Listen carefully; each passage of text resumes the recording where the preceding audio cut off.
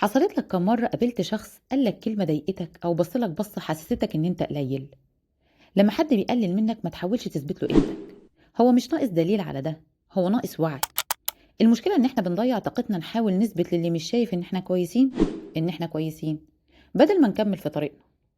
الشخص اللي بيقلل منك هو مش بيشوفك أصلا، هو بيحاول يحس إن هو أعلى لأنه من جواه حاسس بنقص. لما بيحس إنك ناجح أو عندك ثقة بيفتكر على طول كل المرات اللي فشل فيها أو اتقلل منه فيها، فبدل ما بيواجه نفسه بيختار يهاجمك، لأن الهجوم أسهل من الاعتراف بالضعف. علم النفس بيسمي ده الإسقاط الدفاعي، يعني يرمي عيوبه عليك عشان يرتاح. مع كل مرة الشخص ده بيحاول يصغرك، في الغالب هو بيتمنى يكون مكانك، بس مش قادر يعترف بده، فبيختار يكسرك علشان يحس إنكم متساويين. وعشان كده ما تاخدهاش بشكل شخصي، لأن كلامه مش عنك، كلامه عن وجعه هو. ولأننا بني آدمين من غير وعي، عقلنا بيصدق كلام الناس عنا أكتر من كلامنا عن نفسنا. وعشان كده هتلاقي نفسك زعلت شوية، اتأثرت حبتين، ومش بعيد تبدأ تصدق من جزء من كلامه عنك. ده هيخليك تبدأ رحلة من كسر ثقتك بنفسك وتشكيكك فيها. لازم نتعلم بقى ازاي نقابل الهجوم ده ونحوله من نقطة ضعف لنقطة قوة. وده هيحصل ازاي؟ عن طريق فصل رأيه عن حقيقتك. رأيه نابع من تجاربه هو، مش من حقيقتك انت خالص. تاني حاجة، ما تردش بانفعال. الشخص ده بيتغذى ويتبسط مع كل انفعال أو توتر بيحصل لك بعد كلامه. في الوقت ده الهدوء مش ضعف، ده وعي. والرد الهادي بيكسر غرور اللي قدامك أكتر من أي صدام أو كلمة انفعال. بالعكس، ده بيهز ثقته في نفسه أكتر، إنه حتى إثارة غضبك مش عارف يعملها.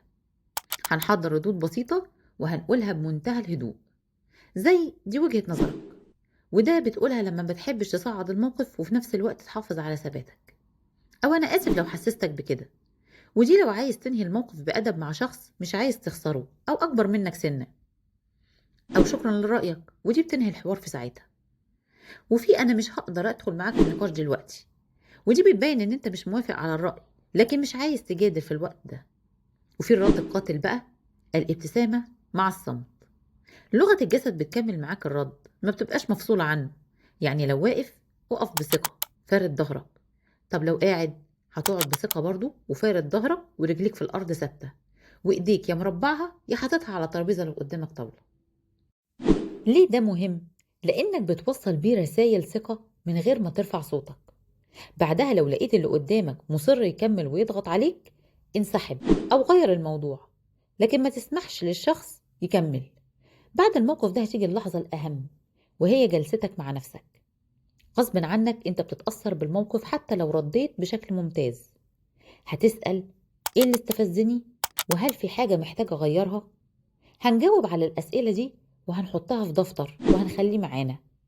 الدفتر ده هيبقى بمثابة مرجع، هتشوف بيه تطورك وتقدمك كل مرة أكتر من اللي قبلها.